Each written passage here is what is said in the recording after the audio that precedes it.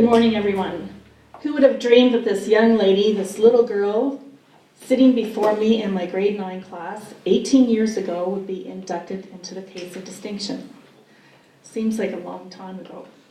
However, it became quickly obvious to me and the other members of the athletic department at King City that Kerri was something special, for she was such a joy to teach and to coach. Not only was she a talented athlete, but she was so competitive, so eager to learn, and so passionate about athletics.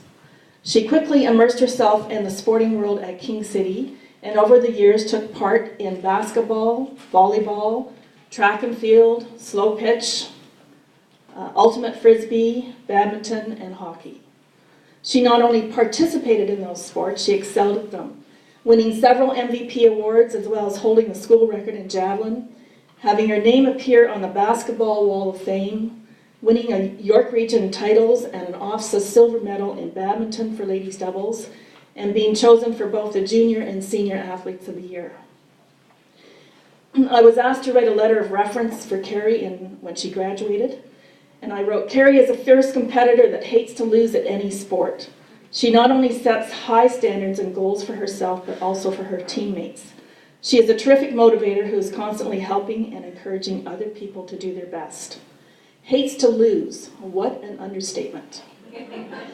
When coaching senior basketball, the team would reserve 2 seats for Kerri, one beside the coach and one at the very end of the bench.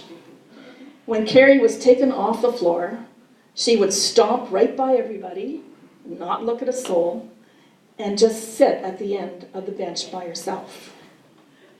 After about 20 or 30 seconds, she decided that she was going to come and sit beside me and ask me, what can I do better? How can I improve? When can I go back in? So I would say to Kerri, I would give her some suggestions and say, not yet. Well, a little bit later I would get a nudge. Can I go back in yet? I'm ready. Is it time? So after about 2 or 3 minutes, I relented and Kerri went back in.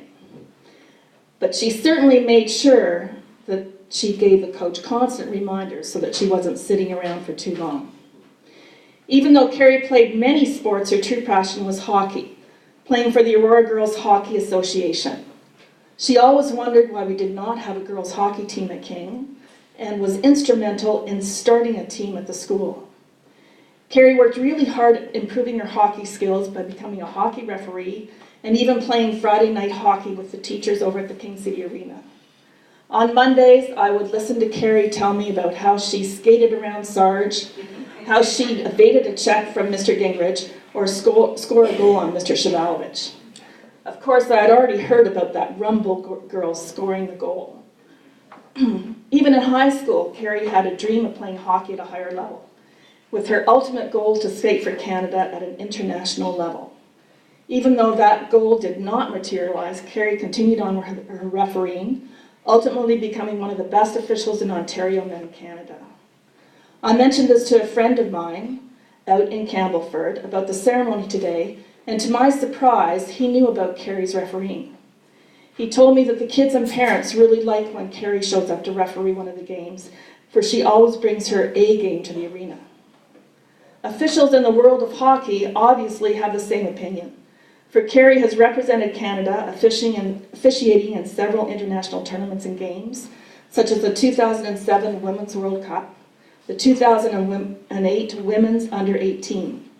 Kerri has traveled around the world, going to China and Zurich to referee, with the highlight of her career being one of 3 women from Ontario selected to officiate the 2012 Olympics for Canada. So Kerri, congratulations for achieving your dream, representing Canada in international hockey competitions, and being selected to the Case of Distinction.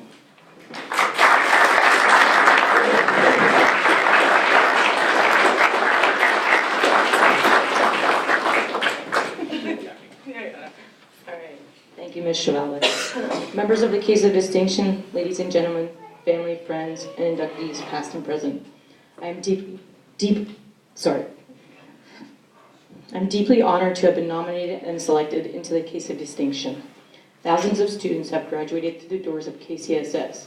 I am truly humbled to be inducted with the elite Case of Distinction. For someone who has spent most of my life growing up in King City and graduated through the school system, I would have never dreamed this happening to me. I grew up in a family of 6, my parents, Bruce and Heather, older sisters, Robin and Stacy, and a younger brother, Russell. All of us were athletic, unique, and different in our ways, but still competitive as a family unit. I'm a little uncertain how my parents managed to juggle all the busy schedules. I recall on one occasion my dad working nights, Robin at one location, Stacy at another location, Russell at one ball field, and Mom and I at another ball field. Mom had ensured that Robin and Stacy both had rides home. But on our way home, Mom suddenly forgot that we'd forgotten about Russell. So on with the brakes, we made a quick U-turn and went back to pick him up, and he was patiently waiting our arrival. My parents knew from a very early age that I was stubborn, a fighter, and would never give up. I say that because at a very early age I developed whooping cough syndrome, which contributed to all the above.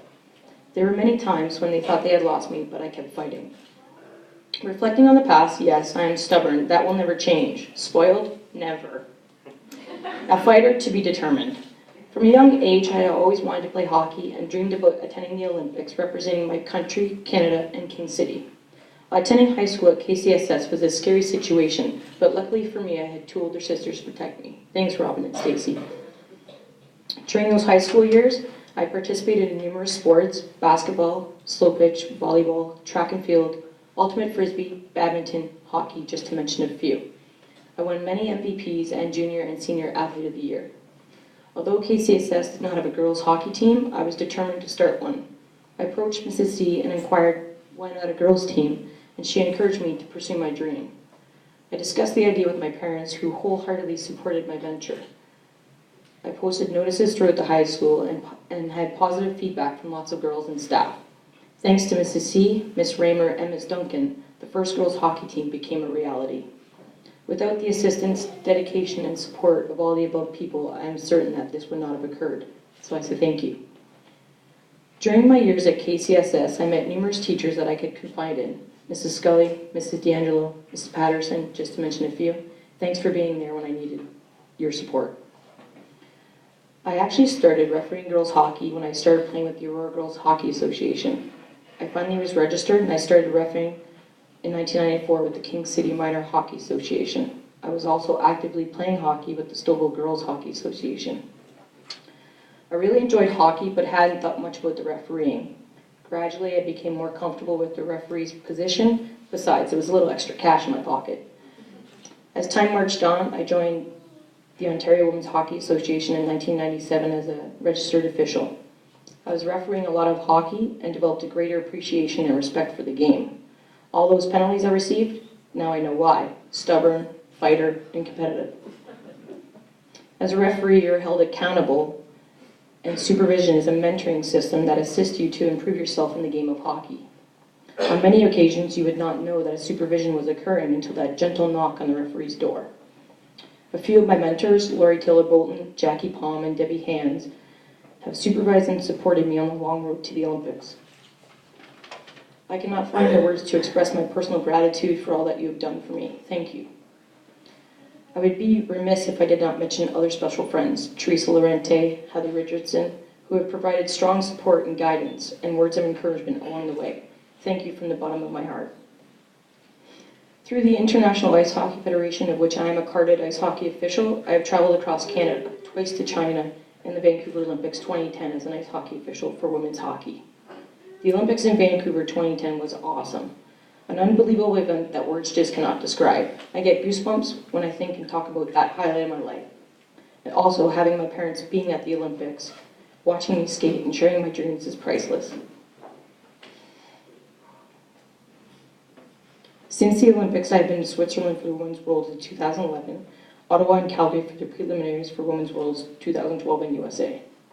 The International Ice Hockey Federation, along with the OWHA, has provided me with unbelievable opportunities and experiences to interact with people from many different countries and cultures. I still keep in contact with many of these officials on a regular basis.